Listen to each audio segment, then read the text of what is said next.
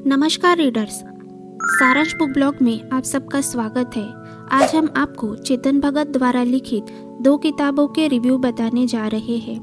आज की तारीख में चेतन भगत को कौन नहीं जानता। Chetan Bhagat 8 best selling novels के लेखक हैं, जिसकी 1,20,000 से ज़्यादा प्रतियां बिक चुकी है और दुनिया भर में 20 से ज़्यादा भाषाओं में भाषांतरित हुई है। न्यूयॉर्क टाइम्स ने उनके बारे में कहा है कि वह भारत के इतिहास में सबसे ज़्यादा सेलिंग करने वाले लेखक हैं।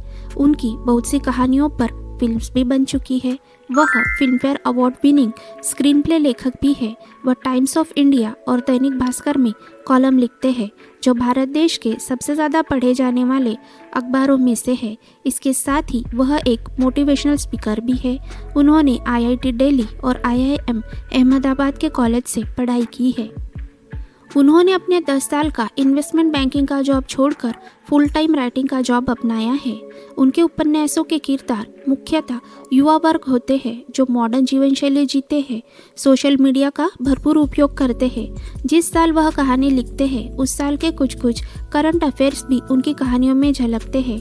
उनके मुख्य किरदार खुले विचारों के होते हैं। लेखक अंतरंग दृश्य भी बड़े डिटेल के साथ लिखते हैं। आज का युवा वर्ग उनकी लिखी किताबें पढ़ना ज़्यादा पसंद करता है।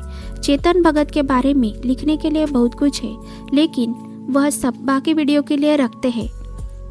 आज की पहली किताब का नाम है the girl in room number 105। इस बेहतरीन किताब के लेखक है चेतन भगत, प्रकाशक है वेस्टलैंड पब्लिकेशन, पृष्ठ संख्या है 304, उपलब्ध है अमेज़न और किंडल पर। आइए जानते हैं इसका रिव्यू और सारांश। इस किताब का हीरो केशव राज पुरोहित उसकी हवाई यात्रा के दौरान अपनी कहानी लेखक को यानी कि चेतन भगत इनको बता रहा है। वह भी एक IITian है और फिलहाल एक फैकल्टी में ट्यूशन टीचर के तौर पर काम कर रहा है, जिसका मालिक चंदन है। केशव एक लड़की को प्यार करता है जिसका नाम है ज़ारा लोन।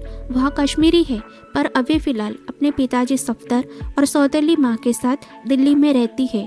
वह PhD कर रही है और हॉस्टल में रहती है। वह हॉस्टल में जिस रूम में रहती है उसका नंबर है 105। केशव बताता है कि उनका ब्रेकअप हो चुका है, पर फिर भी वह उसे याद करते रहता है। पढ़ते पढ़ते यह लगता है कि यह कोई प्रेम कहानी है। आगे जाकर शायद कहानी में दोनों मिल जाए और हैप्पी एंडिंग होगी। पर चेतन भगत ने कहानी में बहुत ही अच्छा ट्विस्ट दिया है, जैसे कि ज़ारा लोन का मर्डर हो जाना। मर्डर की रात केशव ज़ारा के रूम में जाता है। इसकी वजह से पुलिस उसी को मर्डरर समझती है। केशव के बहुत समझाने के बाद पुलिस उसकी मदद खूनी को पकड़ने में लेती है। केशव और उसका दोस्त सौरव अचानक ट्यूशन टीचर से डिटेक्टिव बन जाते हैं और केस की छानबीन करने लगते हैं। इसके लिए वह ज़ारा का सोशल मीडिया अकाउंट चेक करते हैं। वैसे भी लेखक की कहानियों में सोशल मीडिया का बोलबाला होता है। फिर उनको पता चलता है कि रघु के अलावा भी ज़ारा किसी और के साथ रिलेशन में थी, जिसका नाम है कैप्टन फैज। इसके अलावा खून के सस्पेक्ट ज़ारा के पिताजी, उसका सौतेला भाई और उसका दूसरा बॉयफ्रेंड रघु भी लिस्ट में है। तो इसमें से खूनी कौन हो सकता है? तो मर्डर मिस्ट्री लिए हुए इस किताब को पढ़िएगा ज़रूर। किताब की स्टोरी लाइन बहुत ही अच्छी है।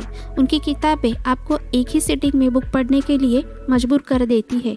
वैसे तो सब जानते हैं कि उनकी लिखी कहानियों पर फिल्में भी बनती है। इस कहानी पर भी फिल्म बन चुकी है। आप उसका ट्रेलर YouTube पर देख सकते हैं।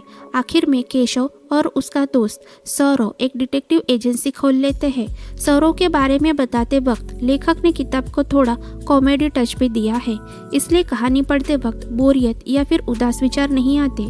अब केशव किस तरह से छानबीन करता है, कैसे खूनी को पकड़ता है और खूनी है कौन, यह तो आपको किताब पढ़कर ही जानना होगा।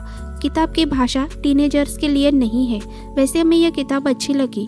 किताब पढ़ने के बाद आपको भी अच्छी लगेगी, पढ़िएगा ज़रूर। दूसरी किताब का नाम है वन अरेंज मर्डर।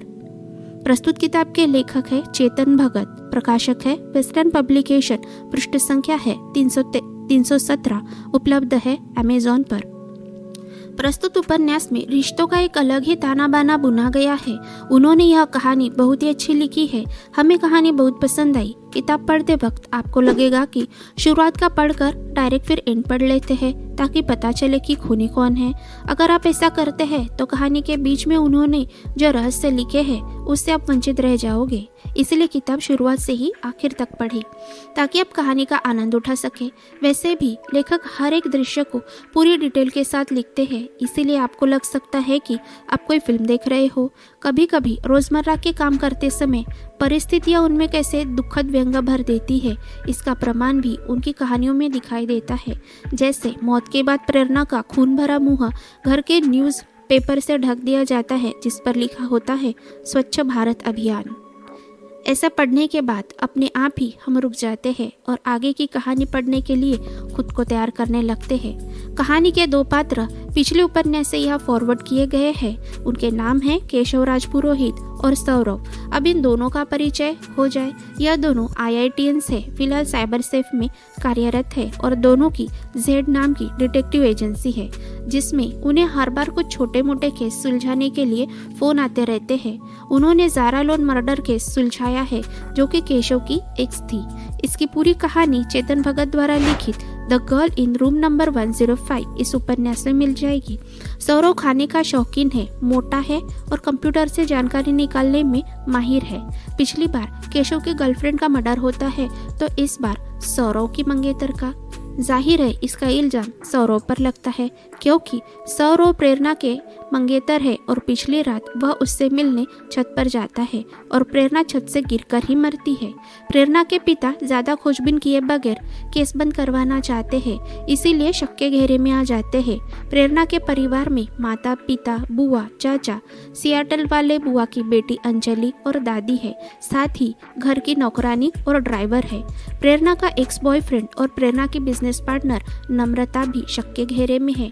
अब इनमें से प्रेरणा के माता पिता, दादी, बुआ यह तो शक के घेरे से दूर है। अंजलि तो प्रेरणा के मौत के बाद घर में वापस आती है, नौकरानी और ड्राइवर भी नहीं। प्रेरणा का एक्स बॉयफ्रेंड और नम्रता भी तहकीकात में क्लीन चिट पाते हैं तो बचा प्रेरणा का चाचा आदित्य। सबका शक उसी पर जाता है, लेकिन आदित्य का तो मर्डर हो जाता है। तो फिर खूनी है कौन? केशव, सौरव और पुलिस को प्रेरणा के परिवार के बारे में ऐसी कौन सी बात पता चलती है कि वह प्रेरणा के पिता को खूनी करार देकर गिरफ्तार करते हैं? वह कौन सा सच है जो केशव को असली खूनी तक पहुंचने में मदद करता है? इन सारे सवालों के जवाब आपको किताब पढ़ते वक्त एक के बाद एक मिलने शुरू हो जाएंगे। बहुत ही उम्दा किताब, जरूर पढ़िए। मिलते हैं और एक नई किताब के साथ, तब तक के लिए धन्यवाद।